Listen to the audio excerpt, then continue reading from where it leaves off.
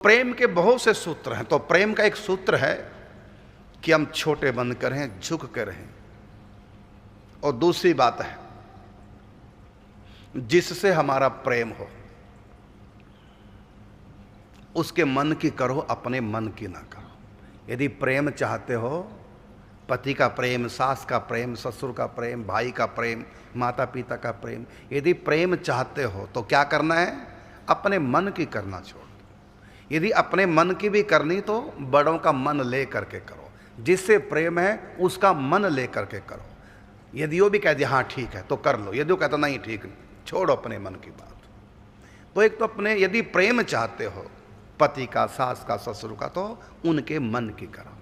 और एक बात और बताएं, कई लोग बेवकूफ़ होते हैं जो प्रेम के तत्वों को पूरा जानते नहीं, प्रेम पाठशाला में कभी पढ़े नहीं, ग्रंथ कभी सुने नहीं। प्रेम के हमारे बड़े ग्रंथ है प्रेम के ऊपर, जैसे नारद भक्ति सूत्र आज प्रारंभ किया, ये भी प्रेम के ऊपर ग्रंथ है पूरा।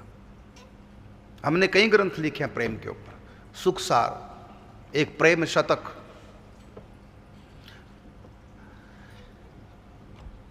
तो कई लोग बेवकूफ़ है कि हम दूसरे के मन क्यों कर, ये क्या जीवन है? अपने मन की करनी, दूसरे के मन की करते हो, दूसरे के मन की करते रहो, अपना मन मार लिया, ये काहे का जीवन है?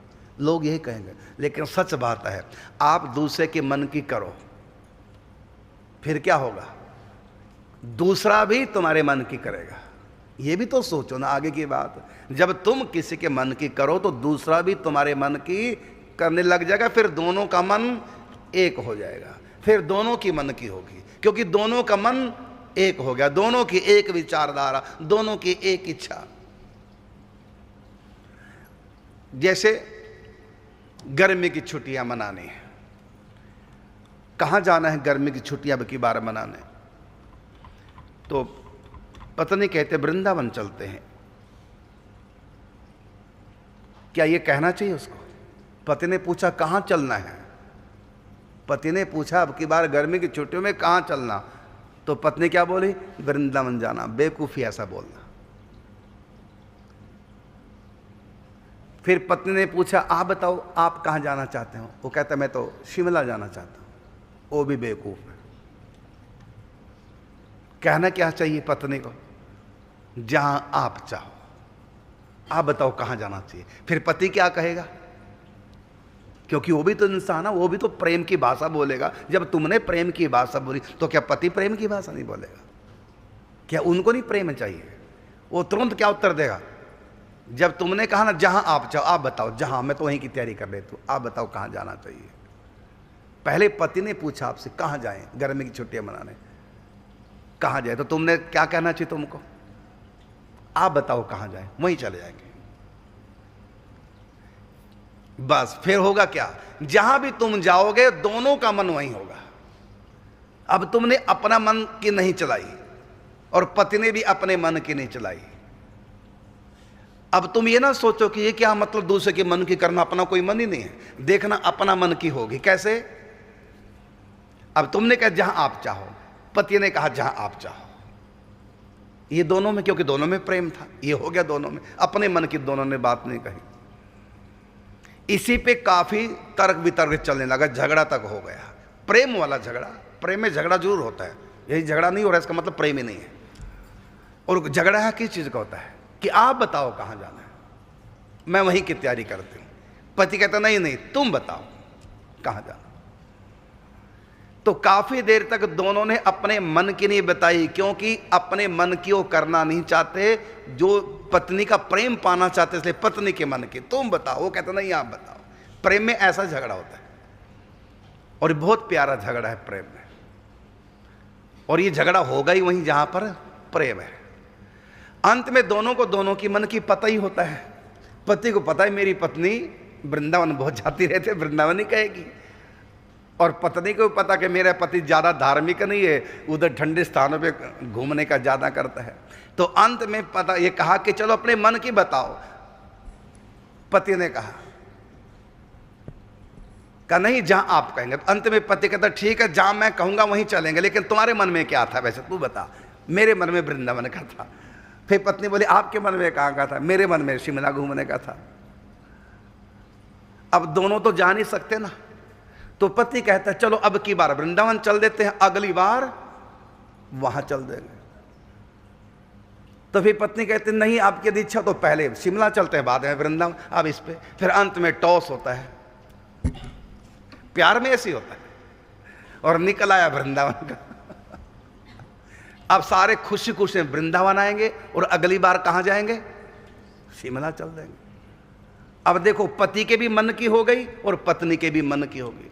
तो अपने मन की ना करके प्रीतम के मन की करो तो तुम्हारे मन की होने लग जाएगी।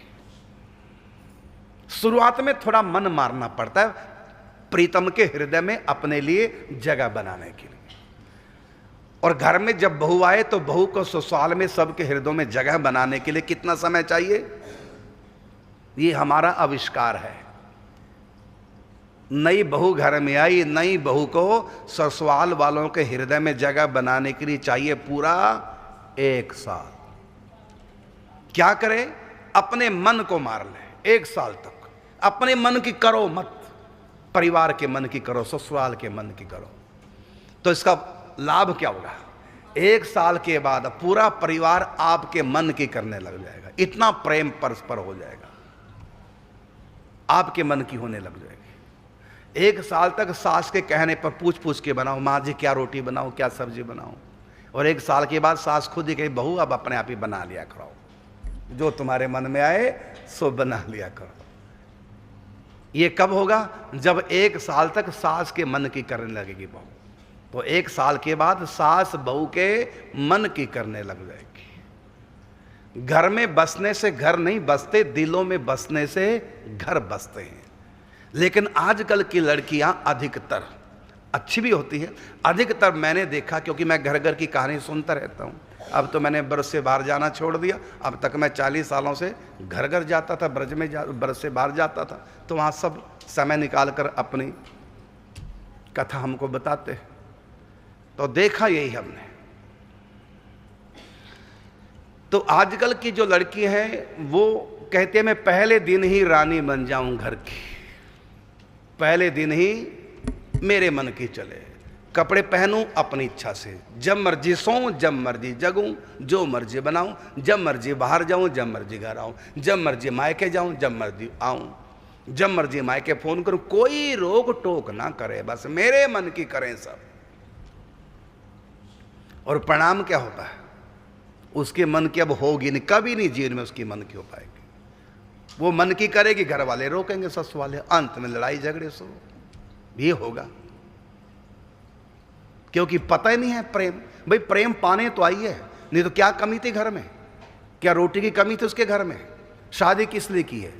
वो सुख पाने के लिए जो मायके में नहीं है, गृहस्थ का सुख पाने के लिए, एक गृहस्थी बसाने के लिए। क्योंकि मायके में गृहस्थी नहीं बस सकती, गृहस्थी बसेगी वहां। तो जहां उसने अपनी गृहस्थी बसानी, जहां उसको जीवन भर रहना है, तो वो है प्रेम का एक माहौल बनाना है। तो कैसे प्रेम का माहौल बनाना? लेकिन प्रेम का माहौल नहीं बनाती, बस आधिपत्य जमाना चाहती। यदि कोई हमारी बात माने तो 1 साल तक वो सेविका बन करे, अपने मन की ना करे, सेवक की तरह, मतलब नौकरानी की तरह कह लो। शब्द थोड़ा बुरा लगेगा, जबकि दोनों का अर्थ एक ही होता है। सेवक भी उसी को कहते हैं, दासी भी उसको कहते हैं, नौकरानी भी उसी को कहते हैं। पर्याय हैं सब आपस में, लेकिन फिर भी सेविका कहें थोड़ा अच्छा सा लगता है, नौकरानी कहें, दासी कहें तो बुरा लगेगा। तो 1 साल तक वो नौकरानी बन के रहे। नौक और रानी 2 शब्द है इसमें। नौकरानी में रानी शब्द भी है, बहुरानी में भी रानी शब्द है, और नौकरानी में भी रानी शब्द है। तो रानी पना रखे, लेकिन कौन सा रानी पना? तो बहु शब्द हटा दे, नौक लगा दे, नौक प्लस रानी, और पहले बहु प्लस रानी।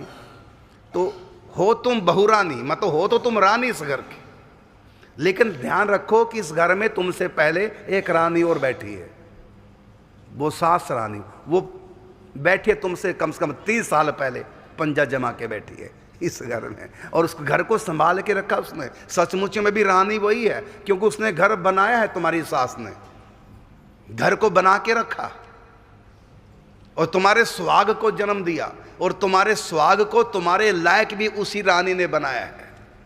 सारा घर का संभाल उसी रानी ने की है, पहले उसकी है। और असली रानी का एहसास उसको आ जाएगा घर में बहू आने के बाद, क्योंकि ना तो पति पे राज्य कर पाई, ना बच्चों पे कर पाई। अब एक बहू है, जहां थोड़ा सा उसकी ऐंठ चलेगी, तो बहू को भी चाहिए कि सब जगह मेरी सास को दबा के रखा है, सब जगह मेरी सास मन मार के रही है, अब मेरे रिश्ते को लेकर थोड़ा सा ऐंठेगी अपने मन की, इसलिए मैं सास की चलने दूं। ना तो पति ने चलने दी सास की, ससुर ने उसकी सास की नहीं चलने दी। और बच्चे भी आजकल मन मर्जी के हैं। और ये सास सब परिवार की सेविका बन के रही है, सबके कपड़े धोना, सबके लिए रोटी बनाना, सबके झूठे बर्तन मारना, यही किया ना सास ने काम। सबके आगे वो नौकरानी की तरह रही। असली रानी का एहसास तो अब आएगा उसको, जब घर में बहू आए, उस पे करेगी राज। तो भाई थोड़े दिन तक इस रानी को रानी रहने दो, अब तक तो बेचारी नौकरानी बन के रही, सबकी सेवा करती रही, और तेरे लिए घर जोड़ के रखा उसने, उसका धन्यवाद दो। तो 1 साल तक उसके मन की पूरी कर दो, उसको थोड़ा रानी पने का एहसास दो कि मैं सेविका हूं, ये मेरी स्वामी नहीं है, सास रानी। इसलिए तुम क्या करो कि बहु रानी का बहु शब्द तो हटा दो, उसकी जगह नौक लगा दो, तो क्या हो गया, रानी वही रहेगा। बहु रानी शब्द से बहु शब्द हटा के नौक शब्द लगा दिया, तो क्या बन गया, नौक रानी, अर्थात सेवक बन के रहो, सबकी सेवा करो। बनाओ, परिवार वालों से पूछ क्या बनाना, क्या वो पसंद करते हैं, कब जगना है, जब घर वाले चाहेंगे, उनके अनुसार 1 साल तक। तो नौकरानी काम करते करते, सेवा करते करते मन को मारकर उसने क्या किया, अपनी नोक घिसा दी। नौकरानी की नोक गई घिस, बाकी क्या बचा है, रानी। तो 1 साल में नोक घिसा दो, मतलब अहंकार छोड़ो। नाक का मतलब अहम होता है, मैं भी कुछ नहीं, सबसे छोटी बन के रहो, सबकी सेवा करो। 1 साल तक होगा क्या कि नौकरानी की नोक घिस गई, खत्म हो गई, अब रह गई केवल रानी। अब 1 साल के बाद सचमुच में तुम मेरी बात को प्रत्यक्ष में देखोगी कि 1 साल तक मैंने अपने मन की मार करके नोक घिसा दी, अहम को खत्म करके दिन रात इनकी सेवा में रही। और 1 साल के बाद देखना, उस घर की तुम रानी नहीं महारानी बन जाओगी, बल्कि तुमसे पूछ करके और काम करेंगे। ऐसा भाव करो। नौकरानी की नोक घिस गई, बाकी रानी बचा। अब तुम बन गई उस घर की बेटी और सास रानी बन गई मां। तो सास को मां बनाने में साल लगता है, लेकिन तुम क्या करते हो, तुम सास को सांस की बीमारी बना देती हो 1 साल में। तो लड़ाई झगड़े तैयार। तो प्रेम का ये सूत्र है, छोटे बन के रहो, अहंकार को त्याग के रहो। चाखा चाहे प्रेम रस, राखा चाहे मान, एक म्यान में 2 खड्ग देखे सुने न कान। जैसे एक म्यान में 2 तलवारें नहीं रह सकती, इसी प्रकार अहंकार भी रखना चाहो और प्रेम भी पाना चाहो, कहते 2 चीजें एक साथ नहीं हो सकती। अहंकार रखोगे तो प्रेम नहीं मिलेगा, प्रेम चाहते हो तो अहंकार को छोड़ो।